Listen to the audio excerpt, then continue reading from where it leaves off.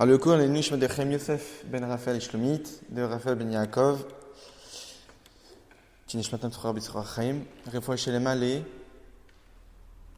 Simcha bat Rachel. Simcha bat Rachel. Et ils sont opérés demain, très important, Israël ben Yosef. Israël ben Yosef.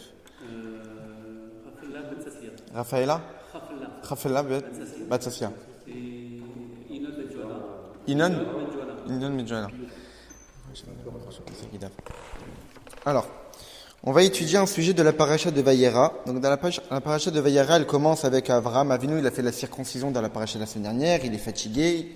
Il y a 3 anges qui viennent lui rendre visite. Parmi les 3 anges, il y en a un qui lui annonce que Dieu va détruire les villes de Sodome et Gomorrhe. En réalité, c'est pas seulement les villes de Sodome et Gomorrhe. C'était 4 villes qui allaient être détruites. On va en parler. Dans la paracha de Lech Lecha, si vous en souvenez, il y avait la fameuse guerre entre les 5 rois et les 4 rois. Et les 5 rois, c'est les 5 rois qui dirigeaient la contrée de Sodome et Gomorrhe. Donc il y avait 5 villes. Et parmi ces 5 villes-là, 4 vont être détruites dans notre paracha. Donc il y a une discussion, on va en parler aussi, il y a une discussion entre Dieu et Abraham. Parce que Dieu il dit, j'ai donné cette terre, Eretz Canaan, à Abraham. Donc il est évident que si je vais détruire une partie de cette terre, je dois au moins le mettre au courant. Et demander son avis. Et donc Abraham, en tant que Dieu veut détruire la terre, veut détruire Sodome et Gomorrhe et les 2 autres villes, et il dit à Hachem, il dit mais je comprends pas comment tu peux agir ainsi, etc. Comment tu peux tuer les justes et les mécréants en même temps? Il n'y a pas de justice.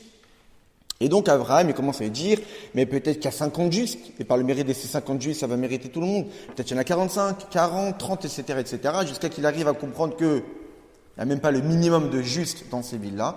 Et donc, il part. Et donc, Dieu envoie les anges dans la ville de Sodome et Gomorrhe, en réalité, pour sauver Lot. Lot, c'est le neveu d'Abraham, qui habitait dans la ville de Sodome. Et donc, avant de détruire Sodome, par le mérite d'Abraham, les anges voulaient sauver Lot et sa famille. Et donc, ils arrivent dans la ville. Il y a Lot, qui était le préposé de la journée. Et donc, il les a vus, les anges arriver. Ils demandent de rentrer à la maison. Les habitants du village apprennent que les anges, des personnes, ils ne savaient pas que c'était des anges, des personnes sont chez Lot, et donc ils commencent à frapper à la porte, sors-les d'ici, parce que pour eux, c'était interdit l'hospitalité. La coutume en Sodome et Gomorrhe, l'hospitalité était interdite. C'était interdit de recevoir des gens, ils avaient des coutumes assez très bizarres, ils avaient un lit avec une certaine taille, ceux qui étaient trop grands pour ces lits-là ont coupé les jambes, ceux qui étaient trop petits pour ces lits-là ont tiré les jambes, donc c'était des coutumes totalement sortantes de l'ordinaire qui viennent. Il y a l'autre qui sort, qui dit non, ne les touchez pas, ce sont des hommes de Dieu, ne les touchez pas. Même j'ai deux filles qui n'ont pas connu d'homme, je vous les donne. Donc carrément, il était prêt à donner ses propres filles pour ne pas qu'il porte préjudice à ces anges-là. En fin de compte, Dieu fait un miracle. Tous les habitants de la ville deviennent aveugles. Ils n'avaient même plus à trouver la porte. Donc ensuite, les anges, ils sauvent Lot. Lot, il demande de ne pas détruire l'une des villes, la ville de Tsoar. On va en parler. Et donc, il est sauvé dans la ville de Tsoar. Et ensuite, Dieu, il détruit les villes. Dans la Torah, on voit qu'en réalité, lorsque Dieu a détruit les villes, il a détruit de 2 manières. Première manière, il a envoyé du soufre et du feu. Donc, il a brûlé les villes. Il a brûlé les villes de Sodome et Sodome et Gomorrhe. Et dans un autre texte, par la suite, dans un autre verset, on dit qu'il les a retournés. Carrément retournés comme une crêpe. Alors, ce qu'on va essayer de s'intéresser, c'est de remarquer qu'en réalité, sur les 4 villes qui ont été détruites, 2 ont été brûlées et 4 ont été retournées.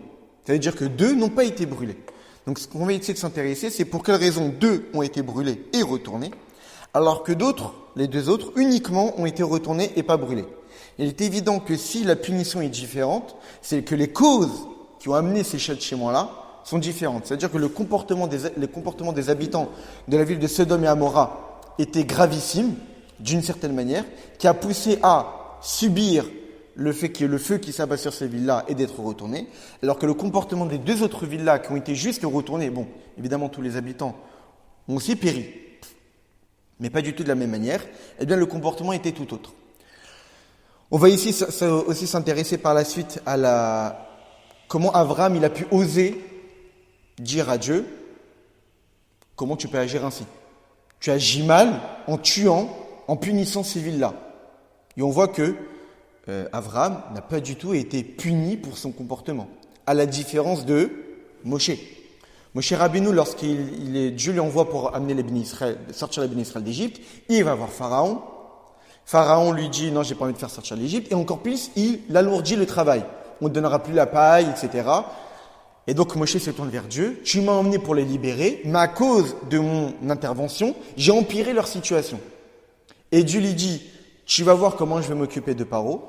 Et Rachid sur place, il dit, tu vas voir maintenant comment je vais m'occuper, mais tu ne verras pas comment je vais m'occuper de tous les rois qui habitent en Eretz Canaan quand il y aura la conquête. Donc, à cause du fait que Moshe Rabbeinu, il a juste dit à Dieu, je ne comprends pas ton comportement. Pas il a dit que tu agis mal, Dieu. Je ne comprends pas. Juste parce qu'il a dit, je ne comprends pas, il a été puni de ne pas rentrer en Eretz Israël. Alors qu'Avraham Avinu, dans notre paracha, qui dit à Dieu, tu agis pas de la bonne manière, donc pas je ne comprends pas, mais tu agis pas de la bonne manière, Khalil Alecha, ce que tu es en train de faire, c'est profane venant de ta part, il lui arrive rien. Bon, pourquoi? C'est deux poids deux mesures. Avraham Avinu qui se permet d'agir pire que Moshe, il n'a pas été puni, alors que Moshe qui fait moindre, lui il a été puni quand même de ne pas rentrer en Eretz Israël. Donc on va rentrer dans les mots de la sikha du Rabbi. Le Rabbi il rapporte un rachet de notre paracha, où il y a marqué Vayafach et Taharim Ael, donc Dieu, il a retourné ces villes-là. Et quand il est marqué, et Rachid nous dit que quand Dieu a retourné ces villes-là, ça ne concerne pas seulement les villes de Sodome et Amora, donc les Sodome et Gomorre, qui sont mentionnées dans le verset juste avant, mais sur même les 4 villes de la contrée. Comme cela est rapporté dans Parashat Nitzavim, qui m'a fait Sodome, Amora, Adma ou Tzvoim. Donc quand Dieu il a retourné les villes de Sodome, Amora, Adma et Tzvoim. Normalement, il y avait 5 ville. Pourquoi la 5e, elle, n'a pas été détruite? Parce que c'est une demande de Lot. Dans Lot, il a dit, ok, tu me libères de Sodome, mais je vais aller où? Alors, il a réclamé aux anges, au moins laisser tranquille cette ville de Tsoar, comme on va l'expliquer qu'en réalité, la situation, d'un point de vue des fautes de la ville de Tsoar, n'est pas aussi grave que les 4 autres. Et donc, cette ville-là a été préservée, et donc, il a pu se réfugier dans cette ville-là. Et donc Dieu, il a détruit les 4 villes de Sodome, Amora, Adma et Zvoim. Donc on voit en réalité dans le verset de Parashat Nitzavim, et Rachid nous dit que c'est pas seulement les villes de Sodome et Amora qui ont été détruites. A priori, quand on voit le texte de notre paracha, on ne mentionne que ces deux-là. Mais puisque la Torah nous dit qu'il a retourné les villes sans mentionner lesquelles, Rachid en déduit qu'en réalité, c'est pas seulement celles qu'on a mentionnées plus haut, Sodome, Amora, mais il y en avait d'autres. Donc Sodome, Amora et aussi Adma et Tzvoim. Très bien. Maintenant, le Ragachover, qui était l'un des maîtres du Rabbi, le Rabbi avait une grande correspondance avec ce Rabbi Yosef d'origine, le Tsavanat Paneach. C'était un génie en Torah. Dans l'un de ses commentaires de la Torah, il dit qu'en réalité, lorsque on remarque dans les textes même de la Torah, on voit qu'à priori, il y a une différence de punition, comme on en a parlé, entre Sodome, Amora et Adma ou Tzvoim. Les premières ont été brûlées par un feu descendant du ciel, alors que Adma et Tzvoim n'ont juste été retournés. Et le Ragachover d'expliquer qu'en réalité, Sodome et Amora ont été brûlés parce que c'était comme des Ir Anidachat. Dans la Torah, il y a une des lois, c'est la situation de Ir Anidachat. C'est quoi Ir Anidachat? C'est une ville qui a été repoussée. Il y a certaines conditions pour que cette ville-là puisse avoir ces punitions-là. C'est une ville qui est plus de 100 habitants. C'est une ville qui a été séduite par au moins 2 personnes, qui a poussé la majorité de la ville à faire de l'idolâtrie. Lorsqu'on a des témoins que la majorité de la ville a fait de l'idolâtrie, eh bien tous les habitants devaient être tués. À partir du moment où dans cette ville-là, il n'y a pas une majorité d'une tribu d'Israël. Parce que toutes les 12 tribus doivent tout le temps vivre éternellement. Donc, s'il n'y a pas une majorité d'une tribu dans cette ville-là, et qu'il y a plus de 100 habitants, qu'il y a 2 personnes qui ont poussé les gens à faire idolâtrie, et que la majorité de la ville a fait idolâtrie, cette ville-là doit être détruite. Donc, tous les habitants doivent être tués, hommes, femmes et enfants. Tous les biens matériels de cette ville-là doivent être brûlés, et cette ville ne doit jamais être reconstruite. Et donc, le Ragachover considère que Sodome et Amora avaient le même statut de cette ville-là. Donc de la même manière que cette ville-là de Ir Anidachat, à cause de son mauvais comportement, du fait de l'idolâtrie, elle devait être brûlée, eh bien Sodome et Gomorre, du fait de leur mauvais comportement, parce qu'ils ont fait aussi idolâtrie, eh bien devaient être brûlés. Alors que Adma et Zvoim ne pouvaient pas être jugés comme une ville Iranidachat, donc totalement détruite, parce qu'en réalité, il y a une halakha qui dit que seulement 2 villes juxtaposées peuvent être brûlées totalement, mais s'il y a une troisième, on ne peut pas la toucher. Donc du fait qu'il y en avait déjà Sodome et Gomorrhe qui étaient concernés par le châtiment d'être brûlés, on ne pouvait pas rajouter une troisième, et donc les 2 autres, on les a juste retournés. Donc c'est comme ça que le Ragachover explique la différence de châtiment entre ces 4 villes-là. Maintenant, le rabbi nous dit qu'à partir du moment où ces 2 punitions apparaissent clairement dans le texte de notre paracha, il est évident que dans le texte même de la paracha, on doit comprendre les raisons de ces différences-là. Et donc la raison d'après le sens simple, pourquoi, la question qui se pose ici, c'est pourquoi d'après le sens simple de notre paracha, la ville de Sodome et Gomorrhe ont été brûlées et retournées, alors que les villes de Adma et Zouim ont juste été retournées. On comprend que l'explication que nous a donnée le Ragachover ne colle pas avec le sens simple des versets, pour 4 raisons. Première raison, l'essentiel de la punition de la ville Sodome et Gomorrhe, c'est pas à cause de la Vodazara. L'idolâtrie, c'était pas leur faute essentielle. Les raisons fondamentales pour lesquelles ils ont été détruits, ces 2 villes-là, c'est comme c'est marqué clairement dans un texte de Yechezkiel, Yad Ani ve'evian lo yerzika. C'était des personnes qui n'aidaient pas les plus démunis. Il y avait des pauvres, il y avait les plus démunis, ils ne les aidaient pas. Comme j'ai dit tout à l'heure, pour eux, l'hospitalité n'existait pas. Même pire encore, comme on va l'expliquer plus tard, l'une des filles de Lot, il y avait un pauvre personne qui était démunie de tout et qui vivait dans cette ville de Sodome. Et la fille de Lot, elle sortait de chez elle, et elle avait plusieurs fois ce pauvre-là, démuni, sans rien pour subvenir à ses besoins. Elle, en cachette, elle subvenait aux besoins de ce pauvre. Par la suite, les habitants de la ville ont compris, mais comment cette personne a pu survivre ? Chez nous, on ne doit pas aider les plus démunis. Et pourtant, elle est toujours vivante. Donc, quelqu'un qui l'aide. Ils ont fait une enquête, ils ont compris que c'était la fille de Lot qui a aidé. Ils l'ont tuée. Je crois qu'ils l'ont brûlée même. C'est rapporté comme ça dans le Midrash. Et le cri de la fille de Lot est arrivé chez Dieu, et c'est ça qui a poussé Dieu à éradiquer cette ville. Donc on voit que pour eux, l'altruisme, être tourné vers l'autre, les aider, c'est quelque chose qui n'existait pas. Pour eux, il fallait être égoïste, penser qu'à soi, et les autres, on s'en fout complètement. Et c'est pour cette raison-là que ces villes-là ont été détruites. Et non pas pour l'idolâtrie. Certes, il y avait de l'idolâtrie, on verra qu'il y avait plein d'autres fautes. Il y avait de la débauche et tout. Mais l'essentiel de leurs fautes qui ont poussé à la destruction totale de ces villes, c'est justement le manque de générosité, l'égoïsme et de ne pas vouloir aider les plus démunis. La deuxième raison pour laquelle, en réalité, on ne peut pas dire ce que nous a dit le Ragachover, c'est que le statut de Iranidachat, de ville qui doit être totalement détruite, est apparu après le don de la Torah. Là, on est avant le don de la Torah. Et cette loi-là concerne les Juifs, les bénis Israël en Eretz Israël. Là, c'était des non-Juifs. Donc, ça ne les concernait pas. Troisième raison, dans le sens simple des versets, on ne voit aucunement la loi qui dit qu'on peut s'arrêter que de 2 et pas la troisième. On voit nulle part ça dans la Torah qui a marqué qu'on ne doit pas toucher une troisième ville. Et quatrièmement, même si tu veux dire que, d'un point de vue de la logique, même si tu veux dire qu'on ne peut pas toucher une troisième, mais concrètement la troisième a quand même été détruite. Il y en a 2 qui ont été brûlées, mais la troisième et quatrième ont tout de même été détruites totalement. Certes, pas par le feu, mais elles ont été détruites. Donc de là à dire que c'est pour cette raison que la troisième n'a pas été brûlée, c'est pas totalement vrai. Concrètement, on voit bien dans le texte de la Torah qu'il y en a 2 qui ont été totalement brûlées et 2 totalement détruites. Donc dire que c'est comme Iranidachat, qu'on doit se suffire de 2 et pas de la troisième, c'est pas vrai. La preuve que la troisième et la quatrième, eux aussi, ont été détruites. Donc tout ça, ce que veut dire le Rabbi, c'est que dans le sens simple des versets, dire que ces 2 premières villes-là ont été brûlées comme une Iranidachat, ça rentre pas dans les mots de la Torah. Pour plusieurs raisons. Donc on revient à la question, pourquoi il y a eu cette différence de châtiment entre Sodome et Gomorrhe qui ont été brûlés et retournés, alors que Adma et Zouim ont juste été retournés. Alors pour répondre à toutes ces questions, on va rapporter un autre verset de la Torah, de notre paracha, qui dit « Vayomer Hashem zakat Sedom va'amora ki rabba vechatatam ki chevda me'od » Le cri de Sodome et Amora, la torpeur, elle était extrêmement grande et leur faute était extrêmement lourde. Donc on voit que dans notre paracha, lorsqu'on parle de faute, On parle essentiellement des villes de Sodome et Gomorrhe. Alors que concrètement, il y a 2 autres villes qui ont été détruites. Donc la question se pose, si 4 villes ont été détruites par rapport à un certain mauvais comportement, pour quelle raison on ne mentionne que les 2 et pas les 2 autres? Alors, il y a un premier commentateur qui donne les raisons, c'est parce qu'en réalité, ces 2 villes-là, c'était les plus importantes. Et les 2 autres, c'était comme des petites banlieues qui étaient juxtaposées à ces 2-là.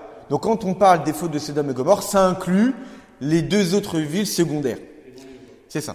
Mais le rabbi dans le crochet, il dit, mais arrêtez, si tu veux vraiment dire que le texte de la Torah veut mentionner uniquement les villes les plus importantes, alors mentionne que Sodome. Parce que Sodome, c'était la métropole. Même Amora, c'était pas la métropole. C'était pas là où il y avait le plus d'habitants, la ville centrale. Donc si tu veux dire que la Torah ne mentionne que les villes les plus importantes, alors ne mentionne que Sodome. Si tu as mentionné Sodome et aussi Amora, c'est que tu considères qu'il faut mentionner toutes les villes concernées par le châtiment et par leur mauvais comportement. Et donc là revient la question, pourquoi on a mentionné que Sodome et Amora et non pas les 2 autres villes? Qu'est-ce qu'on en déduit du fait que la Torah n'a mentionné que les 2 premières et pas les 2 autres? C'est qu'en réalité, l'essentiel des fautes et des fauteurs se trouvait dans ces 2 villes-là. Ça veut dire que Adma et Zvoïm, certes, il y avait des fautes. Mais les fautes réalisées dans ces 2 villes-là n'étaient pas du tout du même niveau de gravité que les fautes qui étaient réalisées dans les villes de Sodome et Amora. Et c'est pour cette raison-là, justement, que Sodome et Amora uniquement étaient brûlés par le feu et le soufre. Comme le dit Rashi sur la paracha, que lorsque Dieu il veut punir les créatures, il amène un feu du ciel. Ça veut dire que les habitants de Sodome et Amora, qui ont tellement développé leur faute, alors ils ont été tués et anéantis par un feu descendant du ciel. Alors que les habitants des autres villes ont juste été, entre guillemets juste, évidemment, ont juste été détruites en retournant les villes sur elles-mêmes. Donc, normalement, quand Dieu veut punir les créatures qui se comportent mal, il fait descendre un feu du ciel. Les autres, eux aussi, ont été punis, mais pas par un feu du ciel. Ça veut dire que la punition n'est pas du tout la même. Ça veut dire que le statut de faute n'est pas du tout du même degré. C'est pas qu'ils ont plus fauté l'une que l'autre. C'est que la façon de fauter, les sortes de fautes n'étaient pas du tout du même calibre. Il y a des fautes qui étaient beaucoup plus graves dans l'une, dans les 2 premières, que dans les autres. C'est pas une question de quantitatif, mais plutôt une question de qualitatif. Et lorsque des habitants d'une ville font des fautes d'une certaine manière, là, ça ne suffit pas uniquement de retourner les villes sur elles-mêmes et donc d'éradiquer les habitants, mais il faut aussi que la ville brûle elle-même. C'est-à-dire d'éradiquer l'existence même de la ville. Pas seulement les habitants, mais la ville elle-même doit être éradiquée. Alors que les autres, juste les habitants doivent disparaître, mais la ville peut subsister. Et donc, ce qu'on va essayer de comprendre, c'est quelle est la différence entre ces 2 fautes, et pour quelle raison ces fautes-là entraînent tel châtiment radical, alors que les autres, on peut s'y suffire uniquement, entre guillemets, s'y suffire évidemment, de détruire uniquement les habitants. Maintenant, le rabbi de continuer et de dire, mais en réalité, lorsqu'on voit dans les commentaires de Rashi, on voit que Lot a demandé qu'une ville soit sauvée. Quelle ville? La ville de Tsoar. Inena Irazot Trova Lanus Shama. Cette ville-là, elle est assez proche pour que je puisse m'enfuir. Et donc, rapidement, je suis sauvé de la destruction qui va arriver dans ces villes. Et donc, fais en sorte que cette ville puisse rester intacte. La ville de Tsoar. Krova Yeshivatan Yitchashva Mikarol Ifichach Lunit Malasata Adain. Cette ville, elle est proche et le mauvais comportement n'est pas arrivé à son paroxysme. C'est-à-dire qu'il y avait un mauvais comportement dans cette ville-là de Tsoar. Et Rachel nous dit qu'en réalité, cette ville-là, elle était très jeune. Comme cette ville-là de Tsoar était très jeune, donc le nombre de fautes qui ont été effectuées dans cette ville n'est pas arrivé à un degré qui a fait déborder la coupe. Parce qu'elle était assez jeune. Donc il y avait un mauvais comportement, mais le mauvais comportement n'était pas si important au point qu'elle est aussi concernée par la destruction. Donc Lot dit, laisse-la intacte, comme moi, je vais pouvoir m'enfuir là-bas. Ce qui est intéressant, c'est que, comme on va l'expliquer après, quand dans la paracha de la semaine dernière, où il y a eu la fameuse guerre entre 4 rois et les 5 rois de ces 5 villes-là, on nomme les rois de ces 5 villes. On nomme le roi de Sodome, le roi de Amora, le roi de Adma, le roi de Zvoïm, mais on dit le roi de Tsoar, on ne dit pas comment il s'appelle.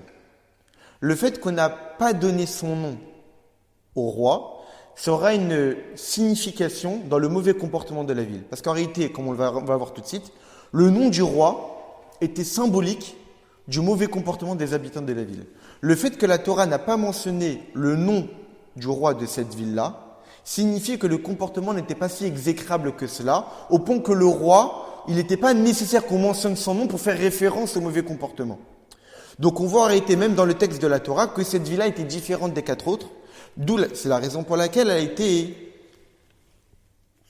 sauvée.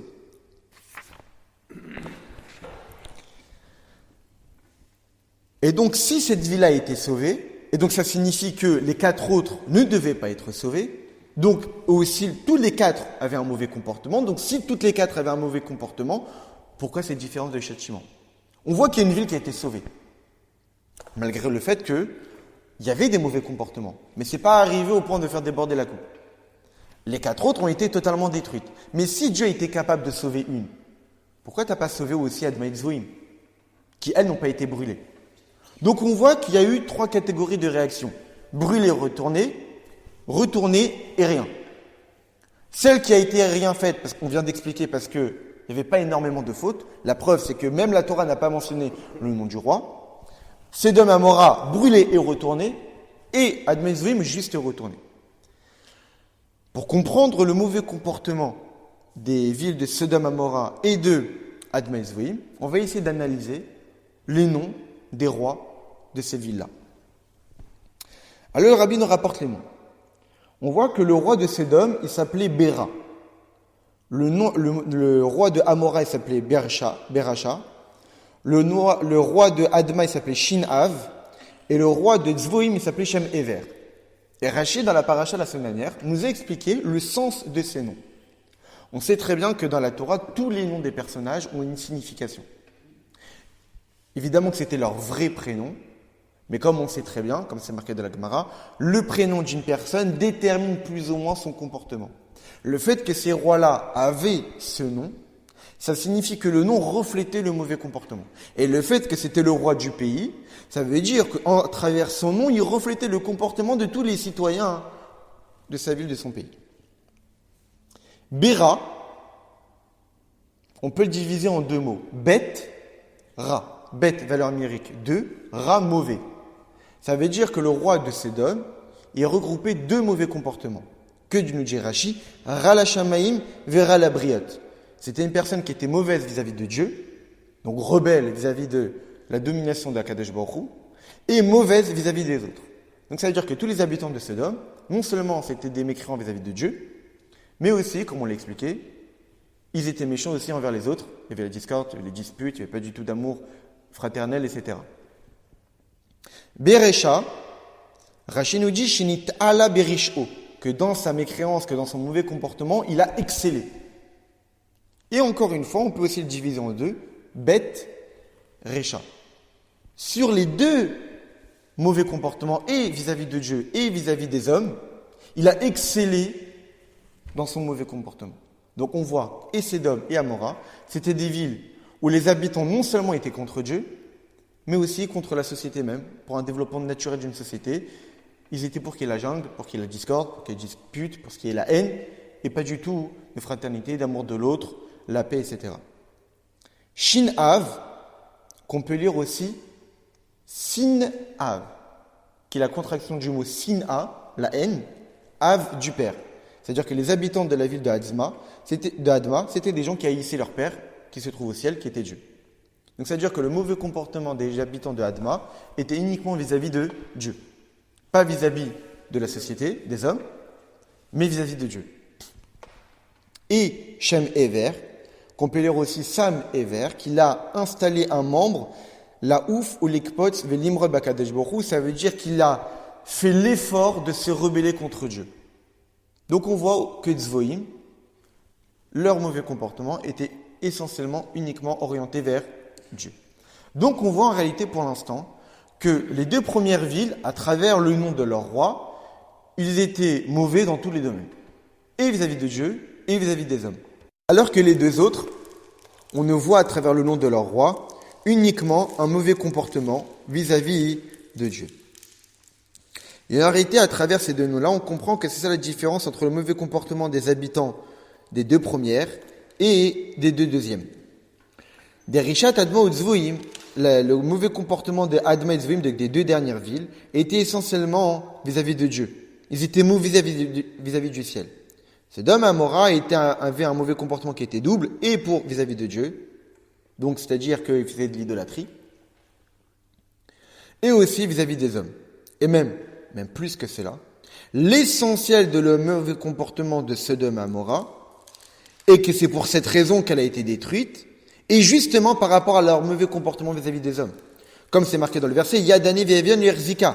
Quand la Torah veut mentionner le mauvais comportement essentiel qui a poussé à la destruction de Sodome et Amora, c'est pas l'idolâtrie, c'est pas le mauvais comportement vis-à-vis de Dieu, mais essentiellement le mauvais comportement qu'ils avaient entre eux. Comme je l'ai raconté, comme nous a dit Rachel dans la paracha, le fameux cri qui a poussé Dieu à intervenir et à détruire Sodome et Amora, c'était le fameux cri de la fille de Lot, qui malheureusement a été brûlée parce que juste elle a aidé une pauvre personne. Et comme on peut voir aussi dans le comportement des habitants de la ville lorsqu'il y avait les anges. Au point même que l'on voit dans la paracha que lorsque les anges arrivent vers Lot, ils leur disent « Je vais vous donner un lit pour dormir, vous allez dormir, après je vais vous laver ». Rachel intervient, mais la logique. D'abord on se lave les pieds, et après on dort. Mais Lot il a fait un calcul, il a dit que si les habitants de la ville viennent et voient que ces personnes-là ont les pieds propres, c'est-à-dire qu'ils sont là depuis longtemps. Alors je vais les laisser sales, comme ça ils vont croire qu'ils viennent d'arriver. Donc ça veut dire que Lot il savait très bien que c'était tous des tordus et qu'ils ne voulaient pas qu'on puisse accepter quelqu'un chez soi. La preuve, dès qu'ils ont appris qu'il y avait des gens chez Lot, ils sont tout de suite venus. Et en réalité, à travers tout ce qu'on vient d'expliquer, on comprend pourquoi Rashi n'a pas eu besoin d'expliquer les différences du châtiment et pourquoi on peut le comprendre clairement dans le sens simple des versets. Parce que souvent le rabbi pose la question, quand il y a une problématique, normalement Rashi intervient pour la sauver et y résoudre. Quand on lit la Torah, on voit bien qu'il y a eu deux châtiments distincts. Pourquoi Rashi n'intervient pas et nous dit pourquoi? Il y a eu ces différents châtiments. En réalité, à travers l'explication que Rashi nous avait donnée dans la paracha la semaine dernière, en nous expliquant les noms des rois, on comprend que le mauvais comportement dans les deux villes de Sodome et Amora et d'Adma et Tzvoïm était différent. Et à travers le fait qu'on a compris dans l'ancien commentaire de Rashi les mauvais comportements des habitants des différentes villes, on comprend que les châtiments sont différents. Et tout ça peut être lié avec la parachat de Noach et le déluge. À la fin de parachat Noach, on sait très bien que dans la parachat de Noach, il y a eu deux catastrophes qui ont eu lieu. Il y a eu le déluge, qui a détruit toute l'humanité, et le fameux épisode de la tour de Babel. Rashi relève que les punitions entre la génération du déluge et ce qu'on appelle Dor HaFlaga, la génération de la tour de Babel, étaient complètement différentes. La génération du déluge a totalement été détruite. La génération de la tour de Babel, on a juste changé leur langue, ils ont été dispersés. Pourquoi ces différences de châtiment, l'une pire que l'autre? Sachant que Rachid de relever, en plus que la génération du déluge, ils ne se sont pas rebellés contre Dieu. Il y avait de l'inceste, il y avait de la débauche, il y avait des mauvaises mœurs, il y avait de l'idolâtrie, il y avait du vol. Mais par rapport à Dieu, pas grand-chose. Dor HaFlaga, la génération de la tour de Babel, ils se sont rebellés contre Dieu. Ils ont fait une tour justement pour combattre Dieu et faire la guerre contre Dieu. Ils étaient unis entre eux. C'est ça. Et donc Rachid de soulever que dans la génération du déluge, c'était le vol, c'était le meurtre, c'était la débauche, mais rien contre Dieu. Ce n'était pas forcément l'essentiel de leur mauvais comportement. Dor HaFlaga, ils étaient contre Dieu, mais ils étaient unis. Conséquence, déluge, tous détruits, Dor HaFlaga juste dispersés. Et Rachid de conclure, la mata de là tu apprends, chez Sanou Yamachloket Vegadol Hashalom, qu'on doit haïr les disputes et grande est la paix. C'est que même la génération qui se sont rebellés contre Dieu, Dieu a considéré que c'était moins grave que la génération du déluge. Ça veut dire qu'aux yeux de Dieu, c'est moins grave de se rebeller contre lui que d'avoir de la discorde entre nous. La génération du déluge, il y avait de la discorde, il y avait du vol, il y avait du meurtre, il y avait de la débauche. Là, l'humanité était éradiquée. Génération de la tour de Babel, ils se sont rebellés, entre guillemets, juste contre Dieu. Dieu leur a juste changé leur langue et dispersé, ils ne pouvaient plus se comprendre. Et de là, Rachi en déduit que grande est la paix. On va rentrer dans les détails et voir évidemment la similitude avec la paracha de cette semaine entre le châtiment de Sodome et Gomorrhe et le châtiment de Adma et Zoué. C'est expliqué que la punition de la génération du déluge, qui a été totalement éradiquée, est essentiellement du fait que Ayou Gazlanim, Baïta, Meriva, Benehem, c'était des voleurs, il y avait de la dispute entre eux. Et de là, on comprend le commentaire du Rashi au tout début de la paracha de Noach, qui est Mala Aretz Hamas. La paracha de Noach, on avait vu que la terre était remplie de violence, Hamas. Rashi de nous dire, le Nirtam Gzar Jinam, le décret n'a été finalisé et signé sur la génération du déluge, et là, à la Gézel, seulement sur le vol. C'est-à-dire qu'il y avait plein d'autres fautes avant ça. Mais qu'est-ce qui a entraîné que maintenant je vais vraiment faire le déluge et éradiquer l'humanité? Le vol. C'est le vol vraiment qui a signé le mauvais décret. Même si c'est vrai qu'il y avait d'autres fautes, il y avait de la débauche, il y avait de l'idolâtrie, comme le dit Rashi lui-même. C'est-à-dire que Rashi lui-même lui dit, qu'il y avait de la débauche, qu'il y avait de l'idolâtrie. Au point même que ces fautes-là ont été les raisons des punitions, Ketz Kolbassar, où il y a marqué que Dieu va mettre fin à toute chair. Et mettre fin à toute chair, c'était la conséquence de la débauche et de l'idolâtrie. Mais le déluge, tu peux mettre fin à toute chair d'une certaine manière. Mais le déluge qui est d'éradiquer l'humanité et aussi plus ou moins de transformer le monde lui-même, comme on le verra, que la terre elle-même a été rasée. 30 cm de la terre a été rasée. Donc pas seulement les fauteurs ont été punis à l'époque du déluge, mais 30 cm de la terre a été complètement rasée. De tout le globe. Pourquoi? À cause du vol. Donc l'humanité a été éradiquée par la débauche et à cause de l'idolâtrie. Mais qu'est-ce qui a fait que ça soit vraiment réalisé au point que la terre elle-même subisse le déluge? C'est le vol. Et Rachid donne dire que non seulement la débauche et l'idolâtrie ont amené la punition de la génération, même plus que ça. Il dit Kol makom shatamut zeznut vavodatelim, chaque endroit où tu trouves de la débauche et l'idolâtrie, andral musa ba'aleolam, une punition sans distinction arrive. Et ve'oreget tovim ve'raim, et tue et les bonnes personnes et les mauvaises. C'est-à-dire que la débauche, c'est quand même grave. Quand il y a de la débauche, quand Dieu punit, il ne fait même pas de distinction entre les gens bien et les mauvaises personnes.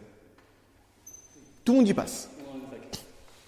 Mais comme le Nirtam Xardinam et la Gazelle. Et malgré cela, qu'est-ce qui a finalisé la punition? Le vol. Alors déjà, on va essayer de comprendre, même si ce n'est pas le sujet, mais c'est toujours intéressant, pour quelle raison la débauche, les mauvaises relations humaines, les mauvaises mœurs, les mauvaises relations sexuelles, ça amène une punition sans faire de distinction entre les bonnes et les mauvaises personnes. C'est-à-dire qu'il y a des personnes qui n'ont pas forcément mal agi, mais ils vont aussi subir les punitions des autres.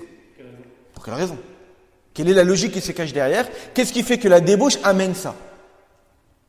Le Maral de Prague, qui a écrit dans un de ses livres qui s'appelle le Gourarié, qui est un commentaire qu'il fait sur le commentaire de Rashi. Donc il rapporte ce que nous dit Rashi, que lorsqu'il y a la débauche et l'idolâtrie, eh bien il y a Adral Moussia, il y a une punition sans différence, sans distinction, qui arrive dans le monde, et qui tue et les gens bien et les mauvaises personnes. Et le Maral de Prague déjà nous dit que c'est la raison pour laquelle Dieu a mis Noach dans la Teva. Puisqu'une punition qui ne fait pas de distinction entre les gens bien et les mauvaises personnes qui arrivent, si Noach, à partir du moment qu'il n'était pas concerné par la punition, on aurait pu le laisser sur une terre, sur une montagne. Pourquoi tu le mets dans une Teva? Pourquoi tu le caches? Parce qu'étant donné que le destructeur que Dieu a lâché dans le monde pour tuer l'humanité, et que le destructeur était dans l'eau du déluge et tuait toute l'humanité, s'il voyait Noach, il aurait tué Noach. Parce qu'ici, Dieu a laissé libre action, le champ libre, au destructeur, parce qu'ici, il y a eu de la débauche et de l'idolâtrie. Et quand il y a de la débauche et de l'idolâtrie, il n'y a pas de distinction entre les gens bien et les mauvaises personnes. Alors Dieu a dû cacher Noach dans une Teva pour que le destructeur ne peut pas ne pouvait pas toucher justement le noir. Ça fait allusion un peu à la faute, à la plaie des premiers-nés. Où justement Dieu disait, où Moshe Rabbeinu a dit à chacun d'entre nous, restez dans vos maisons parce que le mashrit, parce que le destructeur il est dehors, est en train de tuer tous les premiers-nés des Égyptiens. Donc quand on laisse le champ libre au destructeur, même si a priori nous on n'a rien à se reprocher, il faut se préserver. C'est pour cette raison que Moshe Rabbeinu a demandé à chacun d'entre nous de rester dans notre maison. Et Dieu a demandé à Noach d'être dans la Teva avec sa famille. Maintenant, on ne comprend toujours pas, on comprend un petit peu ce qui s'est passé, pourquoi Noach a dû être dans une Teva. Mais quel est le lien avec la débauche? Alors le Maharal de Prague nous explique quelque chose de très intéressant. Il dit que puisque Dieu a laissé la liberté au mashrit, donc au destructeur, il ne fait plus la distinction entre le bien et le mal. Maintenant, si le tzaddik n'est pas avec le rachat, il va être préservé. Mais si le tzaddik est avec le rachat, il ne pourra pas être préservé. Donc c'est pour cette raison que Noach a dû se cacher.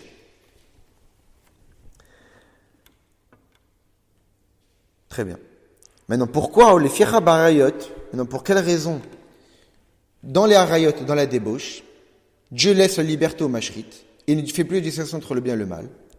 Parce que la débauche, c'est une faute concernant le corps. On faute avec notre corps, pas avec notre esprit, pas avec notre âme. Étant donné que la faute s'est faite par le corps, donc le destructeur, il va s'orienter sur le corps. Et d'un point de vue du corps, on est tous les mêmes. Étant donné que la faute est effectuée par le corps, même si quelqu'un est un tzaddik, la différence entre un tzaddik et un rachat ne se voit pas sur le corps, elle se voit sur l'âme. Mais puisque ici le mashrit, il veut porter préjudice au corps et que le corps de chacun est identique, il ne pourra pas faire la distinction entre un tzaddik et un rachat. Parce que la faute est effectuée par le corps. Puisque la faute est effectuée par le corps, alors la conséquence est portée essentiellement sur le corps, et puisqu'on est tous identiques d'un point de vue du corps, donc le mashrit, le destructeur, ne fera pas de distinction. Maintenant, si la punition ne se fait pas essentiellement sur le corps, mais c'est plus une punition c'est plus une faute idéologique comme l'idolâtrie, là, à ce moment-là, la faute n'est pas portée sur le corps, mais sur l'esprit, sur l'âme. Et là, on voit très bien la distinction entre un tzaddik et un rachat. Et donc là, le destructeur fera la distinction entre les deux. Mais lorsque la punition s'effectue essentiellement par le corps, alors là, il n'y a pas de distinction qui peut être faite. Et donc, le champ libre est là pour détruire tout le monde. Donc, quand la Torah nous dit que la génération du déluge, on fait de la débauche, il n'y avait même plus de distinction entre les gens bien et les mauvaises personnes. Tout le monde pouvait être puni, tout le monde devait être détruit. C'est pour cette raison que Noach devait être préservé et caché. Mais malgré cela, c'est pas ça qui a fait pencher la balance. C'est le vol. Pourquoi c'est le vol qui a fait pencher la balance? C'est expliqué dans les commentateurs la raison pour laquelle c'est le vol qui a justement fait pencher la balance pour détruire le monde. Parce que qui gezel omeriva, parce que le vol et les disputes, hem heifer ishuvo shelolam, c'est tout le contraire de l'installation du monde. Omar zirim et olam le tohu, il faut revenir le monde au néant. Pourquoi? On va revoir encore dans le Maharal de Prague. Le Maharal de Prague nous dit que les voleurs détruisent le monde parce que lorsqu'on vole, on fait en sorte que les raisons pour lesquelles Dieu a créé le monde ne sont plus apparentes. Dieu a créé le monde pour qu'on puisse vivre, se développer, que la société se développe, croît, etc. Le fait qu'il y ait du vol, le fait qu'il y ait de la dispute, le fait qu'il y ait de la discorde, c'est aller en l'encontre même de la création du monde. C'est comme si que Dieu a fait l'effort de créer un monde dans un certain but, et nous on fait tout le contraire de la raison de la création du monde. À quoi bon créer un monde si le monde même ne veut pas qu'il existe? Parce qu'il va à l'encontre même de l'existence. Le Maharal de Prague de continuer et de dire qu'en réalité, lorsqu'il y a faute, il y a toujours possibilité à faire teshuva.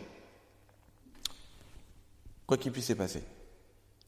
Pour le vol, c'est différent.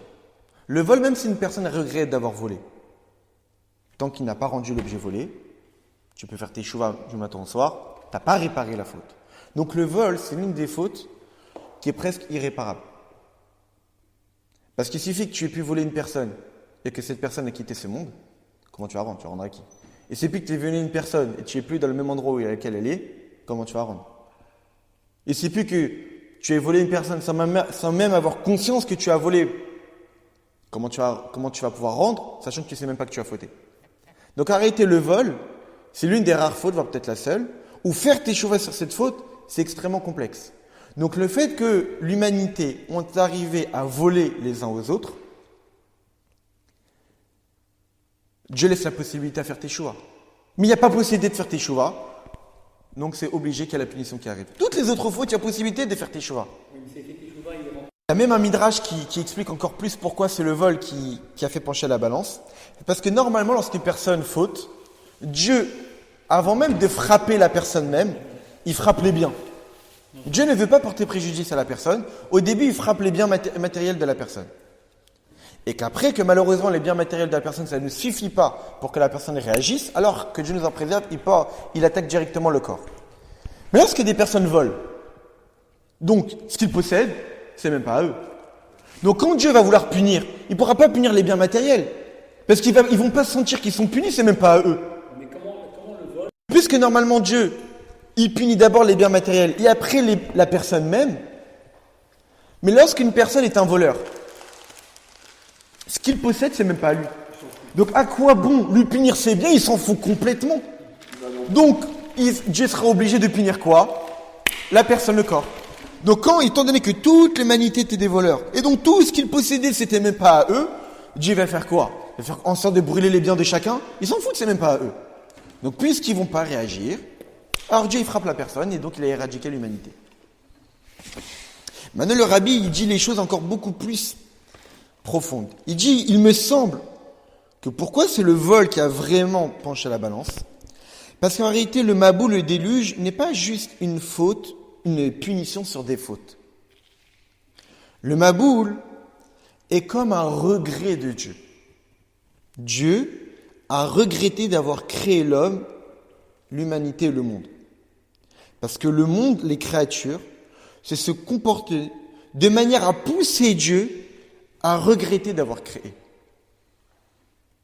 C'est comme si que, comme on le sait très bien, Olam Chesed Jibani, le monde a été créé par la bonté de Dieu. Comme c'est marqué dans le texte, pour quelle raison Dieu a créé le monde? Pour faire du bien aux créatures. C'est-à-dire que Dieu a créé le monde par pure bonté. Faire du bien aux autres. Et c'était la raison de la création du monde. Maintenant, lorsque Dieu il a créé le monde pour exprimer de la bonté, et il voit que toutes les créatures qu'il a créées envoient balader la bonté, ne veulent pas être bons envers les autres, et sont totalement mauvaises envers les autres. Ils aiment la discorde, ils aiment les disputes, ils aiment la haine. Mais j'ai créé le monde pour l'expression de la bonté. J'ai créé le monde par pure générosité. Et eux, ils agissent ainsi. Je veux même plus de ce monde. Oui, mais l'erreur.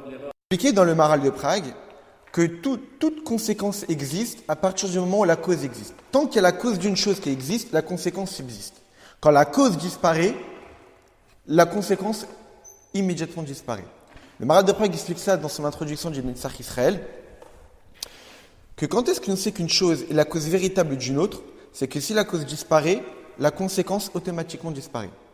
Et le Maral de Prague donne des exemples, dit la preuve que les parents ne sont pas la véritable cause des enfants, c'est que si les parents sont la véritable cause des enfants, lorsque que Dieu nous en préserve, les parents disparaissent, normalement les enfants devraient immédiatement disparaître. Vu que si la cause implique la conséquence, et la conséquence est dépendante de l'existence de la cause. Si la cause disparaît, la conséquence devrait disparaître. Or, on voit bien que si Chazé Shalom, des personnes ont perdu leurs parents, ils existent toujours. Donc en réalité, le Maral de Prague en déduit ici que les parents ne sont pas la cause véritable des enfants. Quelle est la cause véritable de l'existence d'un enfant? C'est la semence. La semence, c'est elle qui a donné l'existence à l'enfant. Lorsque la semence, elle disparaît, l'enfant disparaît, puisque c'est ça qui est l'existence même de l'enfant. Le Maral de Prague donne un autre exemple. Imaginons des charpentiers qui construisent une maison. Si le charpentier était le véritable cause de la maison, après la construction de la maison, le charpentier part, la maison devrait disparaître. Et pourtant, elle existe toujours. Donc le charpentier n'est pas la véritable cause de la subsistance de la maison. Qu'est-ce que la véritable cause de la subsistance de la maison? La terre. Du fait qu'il y a un support, c'est ça la terre qui est la cause du maintien de l'édifice. T'enlèves le support, t'enlèves l'édifice, il n'y a plus rien qui tient. Le Maharal de Prague voulait expliquer ça pour expliquer pour quelle raison dans la Mishnah, dans l'entrée Brachot, on dit que même quand Mashiach viendra, on se souviendra de la sortie d'Égypte. On pose la question, mais imaginez une personne qui sort dans la ville et un chien l'attaque. Il sort indemne. Très bien. Un serpent l'attaque. Il sort indemne, très bien. Un lion l'attaque. Il sort indemne. Est-ce qu'il va se souvenir qu'il a été sauvé du chien et du serpent? Il va se souvenir essentiellement du plus grand des sauvetages qui est le lion. Et le reste, il s'en fout. Donc quand on va être libéré de cet exil, qui est le plus dur des exils, avec la venue du Mashiach, qu'est-ce qu'on aura besoin de se souvenir de la sortie d'Égypte? On n'a pas besoin. C'est insignifiant vis-à-vis de la délivrance finale et complète qu'on attend. Le Maharal d'expliquer que la sortie d'Égypte n'est pas juste une première libération. C'est Petach Hatzinor. C'est l'ouverture du canal des libérations. Toutes les libérations futures n'ont été possibles uniquement parce que Dieu a ouvert la possibilité des Géoula, des libérations. La délivrance qu'on attend du Mashiach ne sera possible que parce qu'il y a eu la sortie d'Égypte. S'il n'y avait pas eu la sortie d'Égypte, impossible qu'il y aurait eu la Géoula Shelema qu'on attend. Donc il est évident que pour que la Géoula Shelema existe, il faut que la cause existe. Donc il est tout à fait normal que durant les temps messianiques, on se souvienne de la cause, qui est de la sortie d'Égypte. Donc là, ici, c'est pareil. Dieu a créé le monde, il a donné une cause à ce monde, qui est sa bonté, qui est la générosité. Olam Chesed Jibani. Et donc l'humanité tout entière n'existe que par bonté. Quand Dieu voit que l'humanité, il n'y a aucune trace de bonté. C'est-à-dire que dans la conséquence, il n'y a plus de la cause. Vu qu'il n'y a plus la cause, la conséquence n'a plus lieu d'être. Donc Dieu a regretté d'avoir créé l'humanité, Dieu a regretté d'avoir créé le monde, et donc il a tout éradiqué. Et c'est pour cette raison que la Xéra, le décret, a été finalisé essentiellement pour quelle faute? Le vol. C'est le vol qui a fait pencher la balance. Parce que le vol et les disputes qui ont montré à Dieu qu'il n'y a plus de bonté, il n'y a plus d'amour fraternel, il n'y a plus de générosité, il n'y a plus de fraternité. Plus de solidarité. D'après cela, on peut comprendre en réalité les punitions de Sodome et Amora. La différence entre Gofrit Vaesh Minashamayim, que le feu du ciel est descendu et le fait d'avoir retourné les villes, c'est qu'en retournant les villes, les habitants des villes ont été tués. Le végétal a été détruit et la terre aussi. Mais la terre elle-même n'a pas été totalement éradiquée. Quand il y a eu le déluge, 30 cm de la terre a été éradiquée. Parce que Dieu a regretté l'existence même du monde. Vu que le comportement a poussé Dieu à regretter le monde, donc il fallait non seulement que l'humanité soit éradiquée, mais la terre elle-même, donc 30 cm ont été totalement éradiquées. Lorsque les villes de Adma et Zvoïm ont juste été retournées, les habitants ont été tués. Les végétaux sont disparus. Mais la terre, elle est restée intacte. On n'a pas éradiqué l'existence même de la ville. Et c'est ça le fait que pour Sodome et Gomorrhe, il y a eu en plus le feu du ciel qui est descendu. Pourquoi? Parce que le comportement des habitants de Sodome et Gomorrhe, c'était pas juste contre Dieu, où ça nécessitait une punition. C'était entre eux. Il n'y avait pas d'hospitalité, il n'y avait pas de solidarité, il n'y avait pas de fraternité. Donc ça allait à l'encontre même de l'existence même du monde. Donc le fait de les tuer, ce n'était pas suffisant. Il fallait aussi que toute la ville n'existe même plus. Et aujourd'hui, il y a plus rien. Là, on va voir. Et donc, étant donné qu'ils ont eu un mauvais comportement entre eux, ça fait en sorte d'amener en plus le feu du ciel qui les a détruits. Parce que justement, ils étaient tous des voleurs, ils étaient tous des mécréants vis-à-vis d'eux, et donc c'est tout à fait normal qu'il fallait que tout soit éradiqué, non seulement les habitants même, mais même la ville elle-même. Donc là, on a compris les différences de châtiment entre Sodome et Gomorrhe, qui avaient un mauvais comportement et vis-à-vis de Dieu et vis-à-vis des hommes, alors qu'à Adma et Zvoïm, étant donné que c'était uniquement vis-à-vis de Dieu, elle a juste été retournée. On avait posé la question, comment Abraham, il a pu se permettre de dire à Dieu, comment tu peux te permettre d'agir ainsi? T'abuses. Si on peut se permettre. Alors, dans un Mahamar, l'Admor Azaken a posé cette question, il y répond d'une manière très intéressante et très profonde. Il dit, en réalité, on peut comprendre tout cela par un exemple. C'est marqué dans la Torah à Shochad Yaver qu'il est interdit que les juges acceptent des pots de vin. Parce qu'un pot de vin, ça aveugle les juges et donc ils vont détourner la justice au lieu de juger une personne d'une certaine manière, du fait qu'ils ont reçu des cadeaux, de l'argent, ils vont vouloir juger d'une autre manière. Donc c'est totalement interdit d'accepter des pots de vin. Maintenant, le problème qui se pose, c'est qu'a priori, un dayan, un juge, il ne fait que juger en fonction de ce qui est écrit. Donc tu peux lui donner tout ce que tu veux. Il fera ce qui est marqué. Donc pour quelle raison on ne devrait pas accepter les pots de vin? Les pots de vin, ils ne vont pas changer la halakha. La halakha, elle est claire. Dans telle situation, c'est ça. Dans telle situation, c'est ça. Donc pour quelle raison un pot de vin va changer ce qui est marqué noir sur blanc dans un texte? La raison, c'est quoi? C'est que l'affection que j'ai vis-à-vis d'une personne, alors elle va pousser le juge à voir les choses d'une autre manière. Le litige, il est le même. L'erreur est la même. Mais la vision que j'aurai sur la chose est totalement différente. Et que même si un argument pourrait me pousser cette personne à le punir, ce même argument-là, en fonction de la situation dans laquelle je me trouve, je pourrais l'utiliser pour le punir, comme l'utiliser pour le sauver. La preuve, Dieu lui-même. À la fin de Parashat Bereshit, quand Dieu a décidé de détruire le monde, avec le déluge, qu'est-ce qui est marqué noir sur blanc dans la paracha? Dieu dit, je vais détruire l'humanité parce que je vois qu'ils sont mauvais dans leur cœur. Et donc qu'ils se comportent mal. Donc, du fait qu'ils sont mauvais dans leur cœur et qu'ils se comportent mal, ça a poussé Dieu à agir avec rigueur, à éradiquer l'humanité. On regarde dans Parashat Noach. Après que Noach soit sorti après la fin du déluge, Noach est sorti de l'arche. Il offre un sacrifice à Hachem.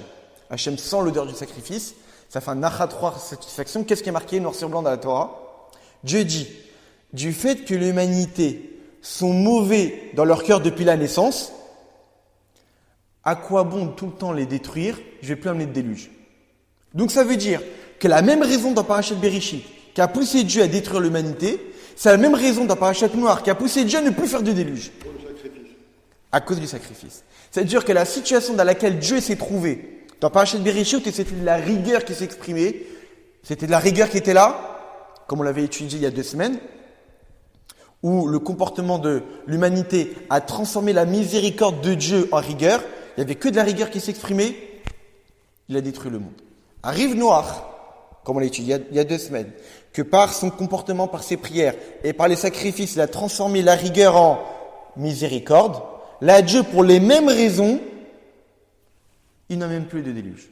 Donc on voit bien qu'en réalité, la situation dans laquelle se trouve un juge va le pousser à juger d'une manière comme d'une autre, en fonction de la situation dans laquelle il est. Donc même si c'est vrai que la loi, noir sur blanc, comme elle est écrite dans la halakha, nous dit que dans telle situation on punit, mais en réalité les arguments qu'on voit, on peut tout à fait les utiliser dans le bien comme dans le mal. C'est pour cette raison que chez nous, un tribunal ne peut avoir que au minimum 3 juges, un nombre impair. Parce qu'il y en a un qui voit les arguments, il va les utiliser pour défendre la personne. Un autre juge voit un autre argument, qui va les utiliser pour punir la personne. Et bien le troisième qui va trancher entre les deux, même s'il y a les mêmes arguments, même s'il y a une vision positive, une vision négative, le troisième, il va venir trancher. Lorsqu'on dit dans notre paracha que Dieu est descendu pour voir le cri. On avait dit que d'après le sens simple, c'était le cri de la jeune fille qui malheureusement s'est fait brûler parce qu'elle a aidé une pauvre personne. La Nourazaken nous dit, en réalité ici, c'est le cri de qui? C'est le cri de l'accusateur. C'est le cri de l'accusateur contre les villes de Sodome et Gomorrhe qui se sont mal comportées et qui se présentent devant Dieu.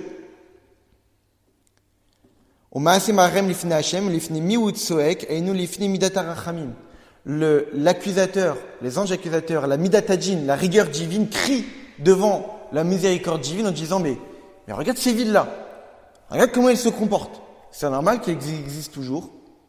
Et donc Dieu, étant donné qu'il a entendu ces cris-là, il est descendu. Qu'est-ce que ça veut dire? Pour la rigueur divine, on n'a pas besoin de crier. De manière naturelle, quand il voit que ça se comporte mal, elle intervient pour détruire. Maintenant, la miséricorde, elle peut voir le comportement de Sodome et Gomorrhe et essayer de juger positivement, comme on l'a dit. Un même comportement, on peut le juger pour punir, comme on peut le juger pour défendre. Donc, en réalité, pour Sodome et Gomorrhe, il y avait un mauvais comportement. Et la rigueur divine voit que rien ne se passait. Elle crie, elle dit, mais comment c'est possible qu'on peut laisser des villes pareilles exister encore? Et donc la rigueur divine crie vers la miséricorde. C'est pour cette raison qu'il y a marqué Erdana mimala lemata. Maintenant je vais descendre. La bonté de Dieu, la bonté par définition, c'est un mouvement du haut vers le bas. Quelqu'un qui est bon, il donne au plus démunis. Donc c'est un mouvement du haut vers le bas. Quand dans notre paracha on dit que Dieu est descendu, ça veut dire que la bonté de Dieu est descendue pour regarder qu'est-ce qui se passe. Jusqu'à maintenant, j'ai laissé les choses, mais je vais analyser. Est-ce que vraiment, on peut laisser les choses comme ça? Pour punir, il faut que la Midata Djinn punisse, mais ça de manière naturelle, la rigueur divine va punir. Mais comme on l'a étudié il y a 2 semaines, étant donné que le monde a été créé par la miséricorde et par la rigueur, il faut que la miséricorde, elle aussi, donne son avis pour que le châtiment arrive. Et donc la miséricorde divine descend et essaie de regarder le comportement de Sodome et Gomorrhe et de se dire, est-ce que vraiment je peux les laisser méritants ces gens-là? Ou peut-être que moi-même, le chesed, la bonté divine, je vais peut-être les punir. Et là on voit que Vayigash Avram s'est approché. Pourquoi Avram s'est approché? Dès que Dieu est descendu pour juger Sodome et Gomorrhe, Avram a intervenu. Parce qu'Avram c'est le représentant du chesed, de la bonté. Étant donné qu'Avraham, c'est le représentant de la bonté, comme on l'a étudié la semaine dernière, Avraham, c'était une Merkava, un char céleste. C'était quoi un char? Comme une voiture, elle va à droite parce que le conducteur dit d'aller à droite. Il va à gauche parce que le conducteur dit d'aller à gauche. Avraham, c'est la bonté de Dieu par définition. Étant donné que la bonté de Dieu est descendue pour analyser la situation, Avraham n'agit qu'en fonction de la bonté de Dieu. Il est forcément venu.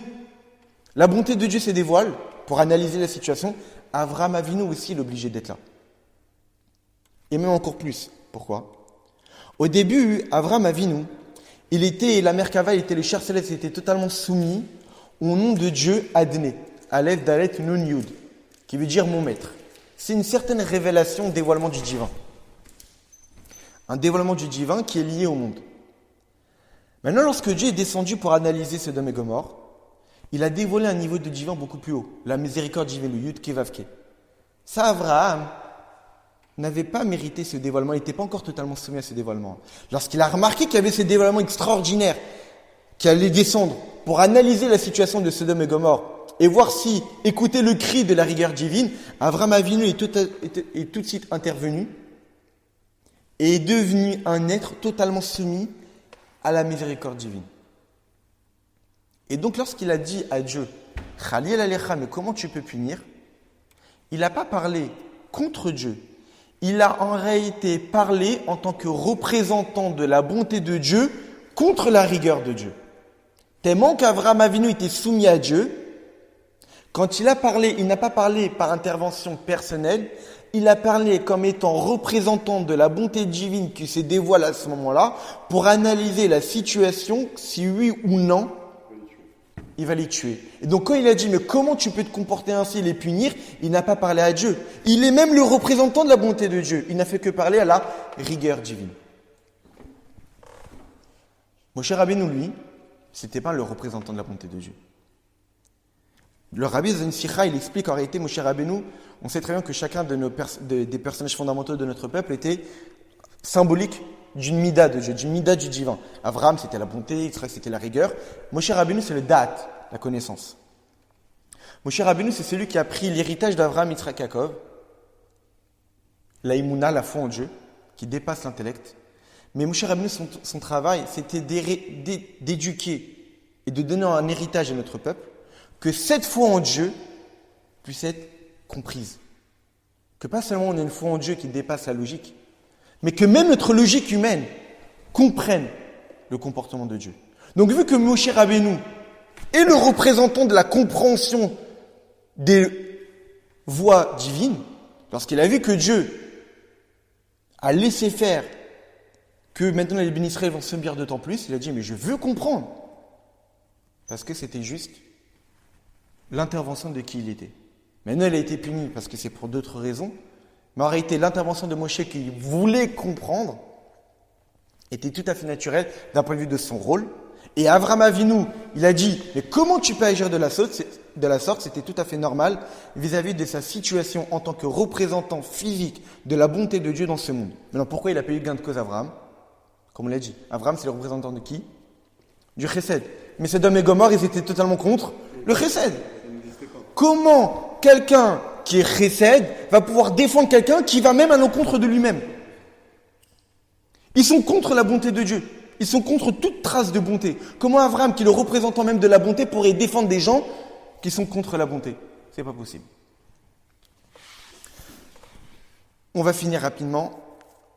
À la fin de la Sikha, le Rabbi nous dit que c'est marqué dans Yechezkiel, dans les temps messianiques, Veshavti et Jiviteten et Jivit Sodom ou Benatai, que Dieu fera revenir les villes de Sodome. Ces 4 villes-là. Pour quelle raison? Parce qu'en réalité, c'est expliqué, on va essayer d'expliquer de manière assez courte. C'est expliqué en Chassidut une notion qu'on avait déjà expliquée longuement, qu'avant ce système dans lequel on vit, il y avait un système qui existait avant. Au tout début de la création, il y a marqué que le monde était tohu vavohu. En réalité, ça fait allusion à un système qui a précédé le système dans lequel on vit. On vit dans un système qui s'appelle le système de tikkun, réparation, qui vient réparer des mondes qui existaient avant le nôtre. Pas des mondes physiques, je rassure. Le premier monde physique qui existait, c'est celui-là, d'après le Harizal. Mais avant ce monde-là, le système dans lequel on est, Dieu a créé des mondes spirituels et les a détruits. Pourquoi ils ont été détruits, ces mondes-là? Parce que lorsque Dieu il a créé ce monde-là, il a créé, comme on l'a souvent dit, les 10 sphirotes, les 10 attributs divins, mais toutes séparées les unes des autres. Pas mélangées, qui vivent en osmose, en harmonie, où il y a la capacité d'accepter la différence, mais toutes différentes les unes des autres, sans que dans l'une, il y ait l'autre. On avait souvent étudié que dans le chesed, il y a la bonté de la bonté, la rigueur de la bonté, l'harmonie de la bonté, etc. Ça, c'est dans le système dans lequel on est aujourd'hui. C'est pour cette raison qu'on a la capacité, que même si on pense différemment, d'être à l'écoute de l'autre, d'accepter des avis différents. Évidemment, si on est capable de dévoiler ces capacités qui sont en nous. Mais dans le système d'avant, les midotes divines de ces systèmes-là étaient toutes différentes. Ce qui fait que la bonté, c'était de la pure bonté. La rigueur, c'était de la pure rigueur.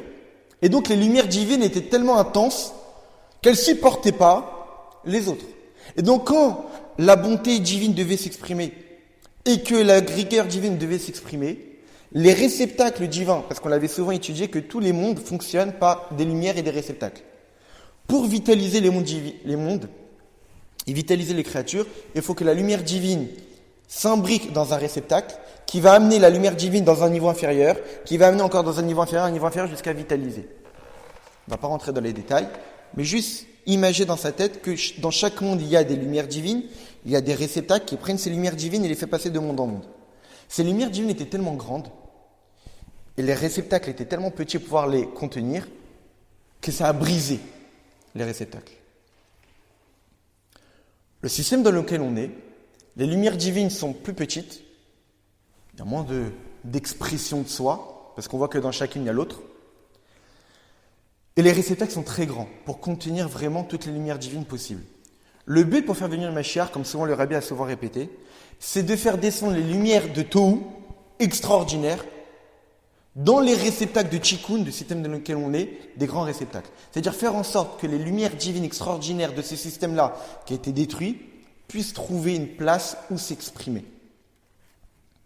Et ça rentre en concordance avec le déluge et Sodome et Gomorrhe. Le monde de Tohu a été détruit parce qu'il n'y avait pas de compréhension des autres. Sodome et Gomorrhe, c'était une sorte de concrétisation de l'ancien système.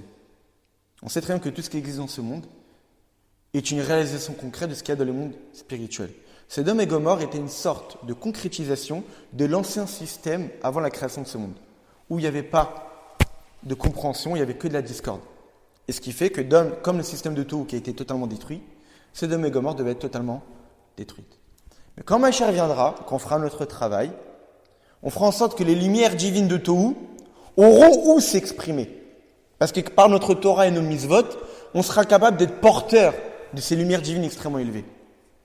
Ce qui fait que quand Mashiach viendra, Sodome et Gomorrhe reviendront. Non seulement Sodome et Gomorrhe reviendront, il y a même un Télim qui dit Matzachi David.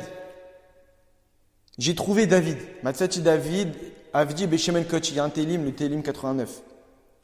Et dans le Midrash de notre paracha, il dit Matzachi David, David, j'ai trouvé mon David, mon serviteur. Que dit le Midrash? Et Khan Matzachi Oto, où est-ce que je l'ai trouvé David? À Sodome. Et Rabbi pose la question. Et comment on peut trouver David Ameler, qui est le représentant du Melech HaMashiach, du roi Mashiach, à Sodome? Exactement. Parce qu'en réalité, Sodome est une sorte de personnification du monde qu'on attend après la vie du Mashiach, mais après réparation. C'est-à-dire que Sodome de l'époque devait être détruite parce que c'était comme le système de Tohu, où il y avait de la discorde, il n'y avait pas de la compréhension, ça pouvait pas être maintenu. Mais quand on dit qu'on a trouvé David Ameler dans Sodome, on a trouvé dans le Sodome dans la signification la plus profonde, dans le Sodome réparé, dans le Sodome totalement transformé, celui qu'on attend après la venue du Mashiach. Et le fait qu'on va retrouver ces 4 villes-là signifie qu'en réalité, aujourd'hui, notre travail consiste à dévoiler ces grandes lumières dans ces récitals du monde de Tikkun. Et lorsqu'on aura fait ce travail, alors le Mashiach viendra. Quel est l'enseignement qu'on peut tirer de tout cela? À travers l'histoire du déluge et de Sodome et Gomorrhe, on comprend qu'aux yeux de Dieu, l'essentiel, c'est vrai qu'il faut respecter Torah et Mitzvot, ça c'est sûr, ça fait partie des ordonnances de Dieu, ça fait partie de l'essentiel. On ne peut pas mettre de côté l'étude de la Torah, la pratique des Mitzvot, de toutes les 613 Mitzvot.